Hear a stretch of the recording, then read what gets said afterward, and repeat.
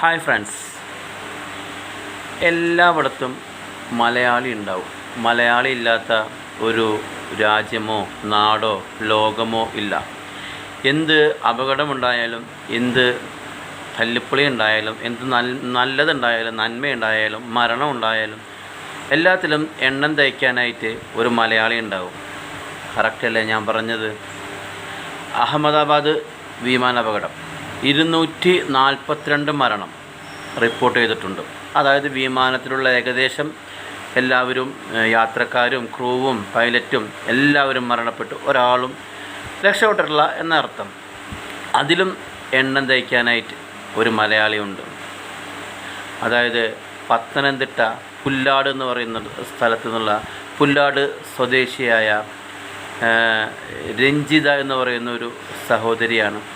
അപ്പോൾ രഞ്ജിതയെക്കുറിച്ചുള്ള ഒരു വീഡിയോ, അല്ലെങ്കിൽ രഞ്ജിതയുടെ ഫാമിലിയെക്കുറിച്ചുള്ള ഒരു വീഡിയോ ഒക്കെ നമ്മൾ കാണുമെന്ന് വിശ്വസിക്കുന്നു.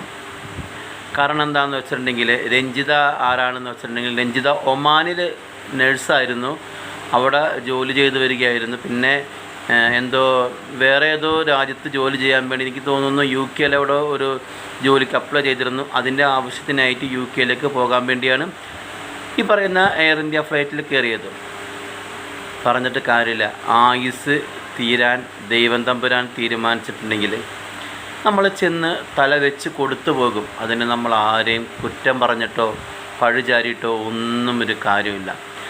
അപ്പോൾ ഞാൻ ഈ വീഡിയോ ചെയ്തത് എന്താണെന്ന് വെച്ചിട്ടുണ്ടെങ്കിൽ, മലയാളിയുടെ ഒരു ശക്തി എന്ന് പറയാൻ, ശക്തി എന്ന് ഞാൻ ഉദ്ദേശിച്ചത്, എന്തിനും എല്ലായിടത്തും എന്തെങ്കിലും അപകടങ്ങളോ ദുരന്തങ്ങളോ നന്മയോ എല്ലാത്തിനും ഒരു മലയാളി സാന്നിധ്യം ഉണ്ടാകുമെന്നുള്ളൊരു കാര്യം ജസ്റ്റ് നിങ്ങളോട് പറയാൻ വേണ്ടി മാത്രമാണ് ഞാൻ ഈ വീഡിയോ ചെയ്തത്.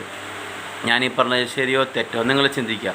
മലയാളി ഇല്ലാത്ത ഒരു നാടില്ല, മലയാളി ഇല്ലാത്ത ഒരു രാജ്യമില്ല, മലയാളി ഇല്ലാത്തൊരു സംഭവം ഈ ലോകത്തില്ല. ഞാൻ പറയുന്നത് ശരിയാണോ സുഹൃത്തുക്കളെ? നിങ്ങൾ തന്നെ ചിന്തിക്കുക. അപ്പോൾ ഓക്കെ ഗൈസ്, ഞാൻ വീഡിയോ വൈൻഡപ്പ് ചെയ്യുന്നു.